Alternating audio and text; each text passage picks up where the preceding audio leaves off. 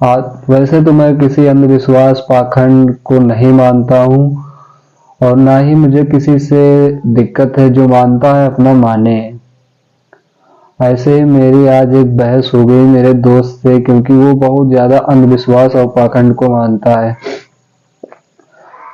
तो मुझसे कह रहा था तुम लोग नास्तिक हो, तुम लोग देश का बंटाधार कर रहे हो, तुम लोगों की वजह से। तो मैंने उससे एक सवाल पूछा कि हम क्या करें?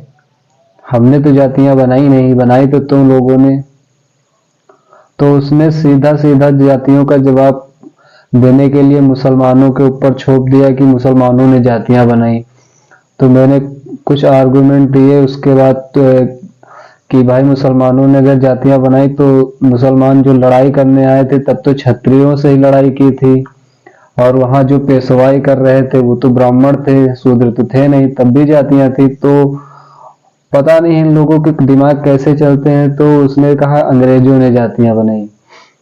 जब बहस करते करते वो जब किसी बहस में नहीं जीता तो फिर कहने लगा कि जातियां कर्म के आधार पर बनाई गई। तो उसने हमने कहा एग्जाम्पल दो, कि उदाहरण के दे के बताओ कि किस कर्म के आधार पर जातियां बनाई। तो उसने कहा कि पंडित जो है पूजा पाठ कर्म कांड करेंगे, और क्षत्रिय देश की रक्षा करने के लिए लड़ाई करेंगे, और शूद्र शूद्र सेवा करेंगे सबकी, और जो वैश्य हैं वो देश को आर्थिक मजबूती देने के लिए बिजनेस करेंगे, व्यापार करेंगे।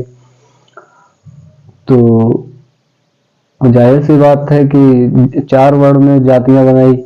तो मैंने कहा ठीक है। जब उस टाइम पर छोटी छोटी रियासतें थी, तो पहली बात तो देश था नहीं, छोटी छोटी रियासतें हुआ करती थी, और उसमें भी अगर जातियां कर्म के आधार पर बनाई थी तो 6456 जातियों में बांटने की क्या जरूरत थी?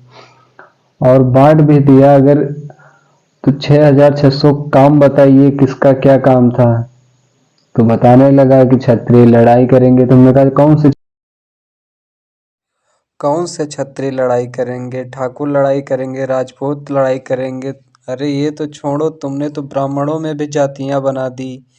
तुमको तो पूजा पाठ करने के लिए रखा था तो तुमने तो तुम दूबे चौबे छब्बे मिश्रा तिवारी बना दिया। अब बताओ ब्राह्मण कौन सा कर्म कांड करेंगे, बाकी दूबे चौबे क्या करेंगे अगर मिश्रा तिवारी पूजा पाठ करेंगे? और फिर शूद्रों को भी बता दिया कि एक चमड़ा उठाएगा, एक भेड़ पालेगा, कोई दूध दुहेगा, कोई कुछ करेगा।